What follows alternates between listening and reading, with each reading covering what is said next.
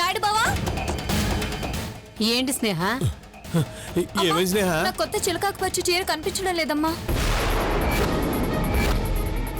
కనిపించకపోవడం ఏమిటే? సరిగా వెతుకు. ఎక్కడికి పోతుందమ్మా? మొత్తం వెతికానమ్మా, ఎక్కడా లేదు.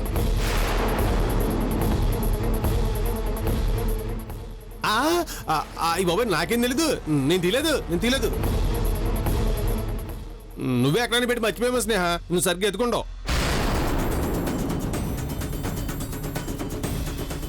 ఆ చీరను ఎప్పుడు ఎలా సొంతం చేసుకుంటానో చూస్తూ ఉండు. నా సొంతమైన దాన్ని ఎలా కాపాడుకుంటానో నువ్వే చూద్దు గాని. Get ready, always ready. తను అన్నంత పని చేసిందమ్మా. ఎవరు? ఆ కావేరి నా చీర తీసుకుంటానని నాతో ఛాలెంజ్ చేసింది. అన్నట్టుగానే నన్ను ఓడించింది. చచ్చా బలెడదాని స్నేహ. వాళ్ళు ఏం తీసుకుంటారు? వాళ్ళు కావాలని కూడా కొనుక్కుంటారు. ఎక్కడో పెట్టి మర్చిపోయి ఉంటావు. ఇది అయినా ఆ చీర గురించి ఎందుకు? ఆ చీర కాకపోతే ఇంకో చీర మనకు తెలిసి కదా, అది కడుకుని వచ్చేయి. అవునమ్మా, చీర కోసం కన్నీళ్లు పెట్టుకుంటావా? లేదమ్మా, అది నాయుడు బావ నా కోసం పెళ్లి రోజు కానుక ఇచ్చిన చీర. జీవితాంతం దాన్ని గుర్తుగా దాచుకోవాలనుకున్నాను. ఇలా పోగొట్టుకుంటాను అనుకోలేదు. పోతే పోనేలే స్నేహ, చెప్పాను కదా ఆ చీర కాకపోతే ఇంకో చీరని. నువ్వు వెళ్ళి మన పెళ్లి చీర కట్టుకుని తొందరగా వచ్చే గుడికి వెళ్దాం. నేను ఎక్కడికి రాలేను నాయుడు బావ, నా మనసు బాధగా ఉంది. అది కాదే, శుభమా అంటూ గుడికి వెళదామంటే చీర కోసం మానేస్తావా? పెళ్లి రోజు ఏడాదికొక్కసారే వస్తుంది. అదేంటి స్నేహ, మనం బయటికి గుడికి వెళ్ళిన తర్వాత గుడి నుంచి అలా పార్క్కి, సినిమాకి అలా సరదాగా తిరగాలని మొత్తం ప్లాన్ చేయండి నేను. నువ్వు ఇప్పుడు సడన్ గా రాను అంటే ఎలాగా? నాయుడు బావను బాధ పెట్టకు స్నేహ. అలాంటి చీరలు 100 కొనొచ్చు. పోయిన దాని గురించి మర్చిపోయి పెళ్లి రోజుని ఆనందంగా గడపండి. ఈ రోజు బాధపడితే ఏడాదంతా బాధలే ఉంటాయి.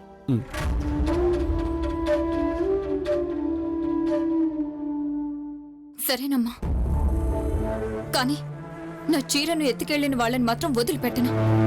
నేను పడుతున్న బాధకు రెట్టింపు బాధ పెడతాను. సర్లేవే, త్వరగా తయారవ్వు. పగలు పంతాలు మాని హాయిగా ఉండండి ఈరోజు. అత్తయ్య చెప్పింది విన్నావు కదా, మంచి మాట చెప్పారు. చాలా మంచి మాట చెప్పారు అత్తయ్య. నువ్వు తొందరగా తయారై వస్తే మనం ముందు రాజేవారి ఫోటోకి, అత్తయ్య కాలికి దండం పెట్టుకుని ఆ తర్వాత గుడికి వెళ్ళాలి. నువ్వు ఇంకేమన్నా చెప్పాలా? ఇంకేమన్నా అబద్ధం చెప్పాలనుకుంటే చెప్పేయి. నేను చూడాలనుకుంటున్నాను నన్ను మోసం చేయడానికి నువ్వు ఎంత నీచానికి దిగజారగలవు అని. ఎందుకు ఆలియా, ఎందుకు నువ్వు ఇలా చేసావు? నీకు తెలుసు కదా, నానమ్మ తర్వాత నీ ఒక్కదానిని కదా నేను పూర్తిగా నమ్మేది. ఏమన్నావు నువ్వు? ఈ మధ్య అన్నిటినీ మర్చిపోతున్నావా?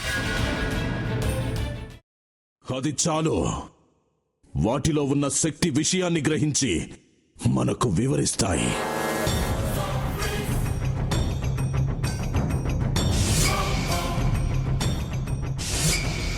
ఎవరు ఆ దండ విప్పొద్దు, గది తలుపులు తెరవద్దు.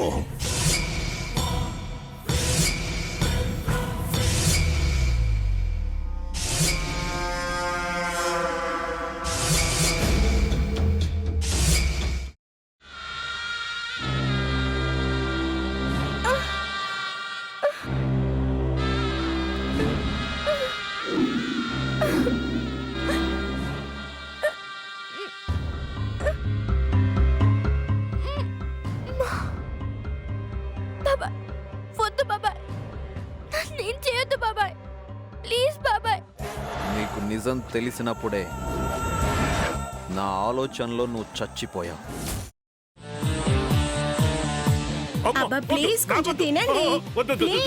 భీమారావు గారు, మీరా?